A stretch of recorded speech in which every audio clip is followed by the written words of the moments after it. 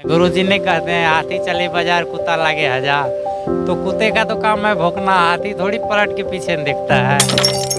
परिवार को तो छोड़ने के लिए नहीं बोल रहा है, मम्मी पापा को तो नहीं बोल रहा है कि छोड़ दो, तुम पत्नी को छोड़ दो, बच्चे को छोड़ दो। जय श्री राम, जय बागेश्वर धाम। दोस्तों, जैसा कि मैं आपको बताऊं, मैं इस समय गांधी धाम गुजरात में हूं। कथा पंडाल के अंदर बैठे हैं क्योंकि बाहर बारिश का मौसम हो गया है, बारिश आ भी गई है। आज बागेश्वर गुरुजी यहाँ पे आ रहे हैं और उनके आते ही यहाँ पे बारिश का माहौल बन गया है और बहुत तेज़ बारिश भी हो रही है बाहर। साथ में हमारे ये बैठे हैं। सूरत से आए हैं आप? हाँ, मैं सूरत से आया हूँ। सूरत से भाई? बिहार का हूँ। अच्छा, रहने कंपनी में काम करता हूँ तो छुट्टी लेके आया हूँ यहाँ। यानी रहने वाले बिहार के हैं, सूरत में काम करते हैं। इनको पता चला कि बागेश्वर गुरुजी यहाँ पे आ रहे हैं तो उनकी कथा सुनने के लिए आए हैं। देखिए, इनके माध्यम से आज हम आपको इनके जो विचार हैं, जो भाव हैं, वो दिखाने की कोशिश कर रहे हैं। पहले मैं आपको बता दूं, अगर आप इस कथा में आना चाहते हैं तो सबसे पहले आपको गांधी धाम गुजरात आना है। स्टेशन से मात्र 2 से 3 किलोमीटर की दूरी पर यह कथा पंडाल है। तो भाई, सबसे पहले आपका नाम जानना चाहूँगा। मेरा नाम मिथिलेश कुमार।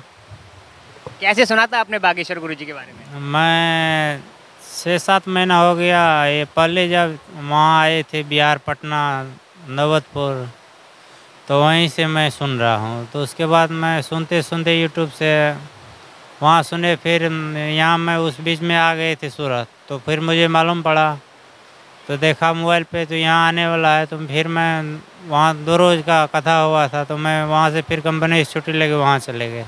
2 रोज़ फिर मैं वहाँ रहा। वहाँ से तब से मैं चैनल सब्सक्राइबर बन गए। उसके बाद देखते देखते मुझे बहुत अच्छा लगा, तो फिर मैं क्या अच्छा लगा आपको जब आप वीडियो जो कथा सुनने में अच्छा लगता है, मन शांत रहता है। उसके बाद मैं दीक्षा तो नहीं मिल पाए मुझे, तो फिर भी मैं अपना गुरु बना लिए। तब से मैं सेवा कर रहा हूँ और मुझे बहुत आनंद आता है। सुबह रोज़ नहाते हैं, उसके बाद हनुमान चालीसा पढ़ता हूँ, माला जप करता हूँ, सब कुछ है मेरे पास।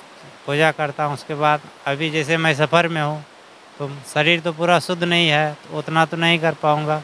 फिर भी बैठे बैठे अपना राम नाम जपो और बहुत अच्छा लगता है। एक चीज़ बताओ, आप बिहार से आए हैं गुजरात में, सूरत में काम करने के लिए, पैसा कमाने के लिए, घर परिवार चलाने के लिए, लेकिन अब बागेश्वर गुरुजी गांधी धाम आए हैं। सूरत से गांधी धाम लगभग 700 किलोमीटर आपने बताया। तो आप अपने काम को छोड़ के बागेश्वर गुरुजी के पीछे क्यों आ गए? पैसा भी ज़रूरी है, सेवा भी ज़रूरी है। ये ऐसा थोड़ी बोलता है कि ये तुम ज़िंदगी भर इसी में लगे रहो। ये तो दोनों को बोल रहा है कि सेवा भी करो और पुण्य भी पाओ। परिवार को तो छोड़ने के लिए नहीं बोल रहा है, मम्मी पापा को तो नहीं बोल रहा है कि छोड़ दो, तुम पत्नी को छोड़ दो, बच्चे को छोड़ दो। गृहस्थी जीवन में रह कर के आनंद लो, भक्ति में रहो। यानी आपने निर्णय ले लिया है कि आप बागेश्वर धाम के साथ हमेशा बने रहेंगे। अच्छा, कभी मौका मिला आपको बागेश्वर गुरुजी के पास जाने का या धाम जाने का? धाम जाने का मुझे साथी एक धोखा दे दिया। मैं दीपावली में जाने वाला था, तो वो बोला मैं भी जाऊंगा। तो मैं बोला ठीक है, चले जाऊंगा दोनों आदमी। तो बोला अभी रुक जाइए, टिकट निकाल लेना बाद में। फिर 10-15 रोज़ बचा, उसको मैं बोला कि जाओगे तो चलो। तो उसने बोला इतना नहीं जा पाऊँगा, कुछ फ़ायदा नहीं है। तो मैं बोला तो कोई बात नहीं है। तो फिर मैं उसी रोज़ गए टिकट बनवाने के लिए, तो टिकट नहीं हो पाया। तो फिर बोला जहाँ बनवाते हैं टिकट, बोला भीड़ भी ज़्यादा होगा, अब टिकट नहीं होगा, जाने में बहुत दिक्कत हो। मैं बोला ठीक है, कभी न कभी मिलेंगे ही। तो फिर इधर पुणे आया, तो उसका भी मालूम पड़ा। मुझे सब्सक्राइबर है तो वो तो मालूम पड़ जाता है। फिर उसके बाद पता चला कि यहाँ आने वाला है, तो मैं पहले 8 रोज़ टिकट निकाल लिए। तो 26 तारीख से था, तो मैं वो 24 को ही गए। टिकट वाले जहाँ बनाते हैं वो पसंद आया, बोला हाँ। तो मैं बोला मेरा टिकट बनवा देना। बोला ठीक है, बनवा लीजिए। तो वो टिकट निकलवा दिए थे। तो फिर मैं रात में 9:45 बजे था कच्छ एक्सप्रेस, उसी से बैठ के यहाँ आया हूँ सुबह में। तो सुबह में यहाँ पे उतरे ट्रेन से, फिर मालूम हुआ, गए वहाँ पे ऑटो वाले को पूछे तो बोला हाँ यहाँ है, एड्रेस यहाँ का बताए। फिर मुझे यहाँ छोड़ दिया, तब से मैं यहाँ आया हूँ। अब 30 तारीख को फिर यहाँ से चलना, जिस रोज समाप्त हो जाएगा। जब तक कथा रहेगी आप यहीं पे रहेंगे? यहीं पे रहेंगे। एक चीज़ बताइए, कल यहाँ पे देखा था कि गर्मी जैसा माहौल लग रहा था, लेकिन आज पहला दिन है कथा का और पहले ही दिन यहाँ पे एकदम खुशनुमा माहौल हो गया है, बारिश भी होने लग गई है, ठंडा हो गया चारों तरफ। कैसा लग रहा है? बहुत अच्छा अनुभव आ रहा है, अच्छा लग रहा है। इसलिए पहले इंद्र भगवान भी खुश कर दिए ना। यानी बागेश्वर गुरुजी आ रहे हैं तो इंद्र भगवान भी वो भी खुश हो गई पहले। अच्छा, लेकिन कहीं ना कहीं ये देखा जाएगा ना, तो ये जो व्यवस्थाएं बनाई हैं लोगों ने इस कथा के लिए, उसमें थोड़ा सा विघ्न डाल रही है। जो बोल रहा है ना कि अच्छा नहीं है, जे मान के चलिए, ये तो हमारे ऊपर निर्भर तो है नहीं, आपके ऊपर, ये तो ऊपर वाले की कृपा है, बारिश हो गई। अगर कोई बोलेगा कि व्यवस्था अच्छा नहीं है, मैं वो जो बोलेगा ना कि अच्छा नहीं है व्यवस्था, मैं उस बोलने वाले से बोल रहा हूँ कि एक बार तो करके तो दिखाओ कैसे अच्छा होता है, तब तो खुद को करेगा तो मालूम पड़ जाएगा कि कैसे अच्छा होता है। अच्छा, एक चीज़ बताओ आप, बागेश्वर गुरुजी नौबतपुर पटना में गए थे, जहाँ पे उनकी कथा थी, बहुत ज़्यादा विरोध हुआ था, तो हर कोई वहाँ पे विरोध करता है या केवल वहाँ की जो सरकार थी वही विरोध में होती है? जिसके पास बुद्धि नहीं है वो मान, गुरुजी ने कहते हैं हाथी चले बाजार कुत्ता लागे हजार, तो कुत्ते का तो काम है भौंकना, हाथी थोड़ी पलट के पीछे देखता है, तो भौंकने वाले भौंकते रहेगा, अपना करते करते जाइए अपना काम। यानी बागेश्वर गुरुजी पर कोई फर्क नहीं पड़ने वाला? कोई फर्क नहीं है, वो उसके क्या, उसके जितने चेले हैं ना, शिष्य है, उसके ऊपर भी नहीं पड़ने वाला। आप अभी अपना कर्तव्य कर रहे हैं, आपको कोई बोलेगा गलत कर रहे हैं तो उसका फर्ज है, आप तो सही कर रहे हैं ना, कोई गलत तो काम नहीं कर रहे हैं। बागेश्वर गुरुजी का बिहार में कैसा माहौल है? बहुत बढ़िया है। क्या मानने वाले लोग? मानने वाले जाके बिहार देखिए, मानने वाले है कि नहीं, तो खुद को पता चलेगा ना। अभी आपको अनुभव हो रहा ना क्या है कि नहीं।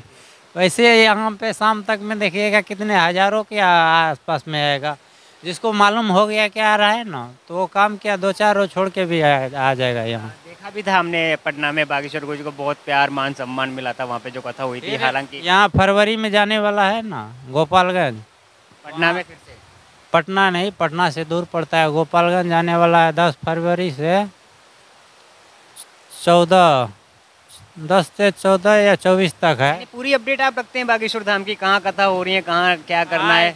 जी रोज का देखता हूँ लाइव। हर मतलब जब भी उनकी कथा आती है, दरबार आता है, हर समय आप देखते हैं? ये मैं 209 रुपये का रिचार्ज कराता हूँ, ज़्यादा का नहीं, उसमें 1 GB देता है। वो 1 GB मुझे जब कथा सुनते सुनते समाप्त हो जाए। पूरा 1 GB आपको केवल कथा ही सुननी है बागेश्वर गुरुजी की, और कहीं कुछ नहीं करना है? कंपनी में भी हूँ, सुपरवाइजर का काम करता हूँ, अपना एयरफोन लगा लिए कथा सुनने का काम भी हो रहा है, दोनों काम हो रहा है। अच्छा, एक चीज़ बताइए, सभी लोग कहते हैं बागेश्वर धाम एक चमत्कारिक धाम है। देखिए, जो लोग जुड़ जाते हैं ना, उनके जीवन में चेंजेस आते हैं, कुछ चमत्कार होते हैं, उनकी जो परेशानी होती है वो दूर हो जाती है। आपके साथ में कुछ हुआ है? सब उसके ऊपर छोड़ दिए, तो कुछ आराम मिल रहा है, नहीं मिल रहा है? इतना खुश हूँ कि पूछिए मत। तो कुछ बताना चाहेंगे, क्या परेशानी थी जो कट गई आपकी? मुझे परेशानी कुछ नहीं था, अभी भी नहीं है, जब उसके कृपा हो गई। पहले जो परेशानी था ना, मुझे ज़्यादा दिक्कत, मेरा स्ट्रेस जैसे घर का हुआ, इधर उधर का, मैं किसी का गलत सोचता नहीं, फिर भी मेरे बारे में बहुत सोचता है, वो सब का दिक्कत होता था। अब ये इसमें आ गए तो वो सब कुछ नज़र ही नहीं आ रहा। अब तो कभी कभी मन करता है ये सब ही छोड़ दे, यानी घर परिवार सब छोड़ने का मन करता छोड़ कर दे, लेकिन वो तो गुरु नहीं बोल रहा है कि छोड़ने के, वो तो बोलता है गुरु गृहस्थी जीवन में रह करके सब सुख शांति पाओ, तो छोड़ना नहीं है, सब चलेगा। वो तो हनुमान जी करेगा, गुरु जी के ऊपर छोड़ दीजिए। कथा तो सुनते ही हैं, दरबार भी लगेगा यहाँ पे, बागेश्वर गुरुजी आप जानते हैं सभी को बुला भी लेते हैं अपने पास, तो क्या आपके मन में लालसा है थोड़ी बहुत कि हाँ बागेश्वर गुरुजी मुझे भी अपने पास बुलाएगा? आज नहीं तो कल बुलाएगा, पूरा भरोसा है। क्या कहना चाहेंगे आप बागेश्वर गुरुजी से, अगर वो आपको बुलाएंगे? बुलाएंगे तो सामने प्रणाम करेंगे, जो होता है। मैं दीक्षा नहीं लिया हूँ, आज यहाँ कार्यालय तो वहाँ देखा हूँ बना हुआ है, अब यहाँ जैसे 30 तारीख को ख़त्म होगा तो मैं दीक्षा लेके ही जाऊँगा यहाँ से। यहाँ पूरा मन बना के आए हैं आप, बागेश्वर धाम के रंग में रंग ही जाएंगे, अब और कुछ नहीं करना है आपको, सिर्फ बागेश्वर धाम बागेश्वर धाम बागेश्वर धाम। जब तक जिंदा रहना है जुड़ गए, चलिए, शरीर छूट जाएगा उसका तो कोई गारंटी नहीं है कब छूटेगा। जिस रोज ये आत्मा निकल जाएगा उस रोज भी मैं मर भी जाऊंगा ना, तो मैं बोला गुरु जी से, हनुमान जी से, कि दूसरे जन्म में भी मुझे अगर आत्मा को पैदा दीजिएगा ना तो वही भक्ति में ही दीजिएगा, भक्ति के बाद और कुछ नहीं। आपकी इतनी भक्ति है आप कह रहे हैं, लेकिन क्या कुछ लोग फिर भी बागेश्वर धाम की, बागेश्वर बाबा की बुराई कहते हैं ये बागेश्वर धाम तो सिर्फ पैसा लूट रहा है लोगों से, सबको मूर्ख बनाया जा रहा है दरबार के नाम पे, किसी के नाम पे।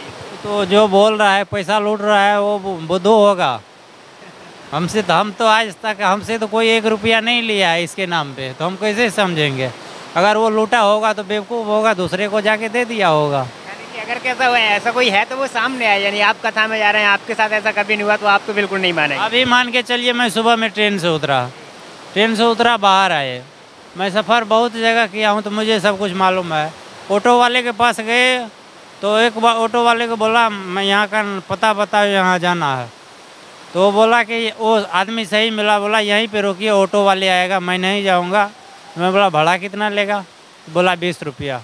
दूसरा आया, बोलता है कहाँ जाना? मैं बोला ये जगह BCD मैदान है ना, तो वहाँ जाना है। बोलता है 200 रुपया लगेगा। मैं बोला चले जाओ, मुझे ऑटो मिलेगा तो मैं चले जाऊँगा, 20 रुपया दूंगा, जाना है तो चलो, नहीं तो कोई बात नहीं है। बोला नहीं, तो मैं बोला आगे देख लो रास्ता, मैं तो जाऊँगा ही, आया हूँ तो जाऊँगा। दूसरा आएगा, तो 10-15 मिनट रुका, दूसरे आया, बोला हाँ यहाँ जाना है। बोला हाँ चलिए। तो मैं पूछ लिया पहले कितना रुपया लोगे? तो बोला 20 रुपया। मैं बैठ गई, आ गए।